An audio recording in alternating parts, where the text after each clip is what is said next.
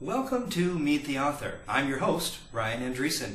Tonight, we'll be talking with Brian Selznick, author of The Invention of Hugo Cabret. Brian, you have a delightfully wonderful book in Hugo Cabret. What inspired you to write the story?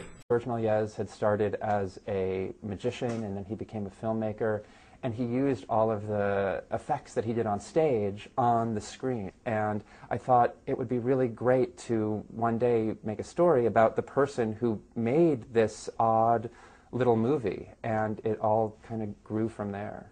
I thought about the picture books that I did. I thought about what happens when you turn the page in the picture book, the way stories are told. Then I thought, what if I took parts of the text out and replaced them with images so that the book itself was filled with sequences of silent movies. I had read a couple of years ago a book called Edison's Eve by Gabby Woods, and it's about the history of automata, which are these wind-up mechanical figures which play an important role in the invention of Hugo Cabret. And that's where I first learned that George Méliès had a collection of automata that were donated to a museum and eventually destroyed and thrown away. And as soon as I read that in Gabby's book, I pictured a boy finding one of those broken machines in a pile of garbage. And that's really where Hugo Cabret first appeared. The story unfolds in the streets of Paris. What was behind the decision in setting it there? Méliès lived in Paris.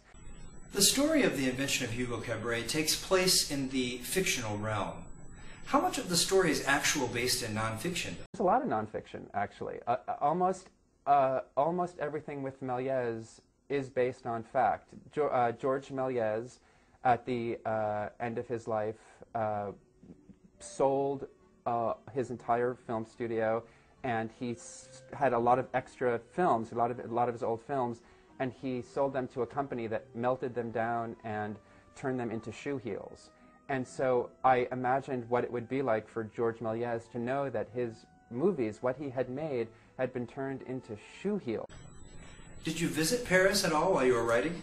I didn't exactly know where George Méliès lived, and I just started walking down some streets and photographing doorways that I thought might look right. And I finally picked a place. And the next day in Paris, I found a book about George Méliès, and I don't speak French, but I managed to find that on the timeline it had the address of where he lived, and I was 1 block away.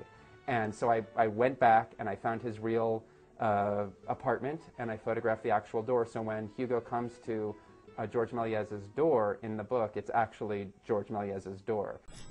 Brian, the story is so well told using both the illustrations and the written text, but how did you decide what to illustrate? Because it's so much about cinema, and so much about cinema is about how we experience time, that the book itself has some of those elements where we move forward in time with the book. Well, Brian, you have a true masterpiece here, and I thank you so much for sharing it with us. Well, thank you so much.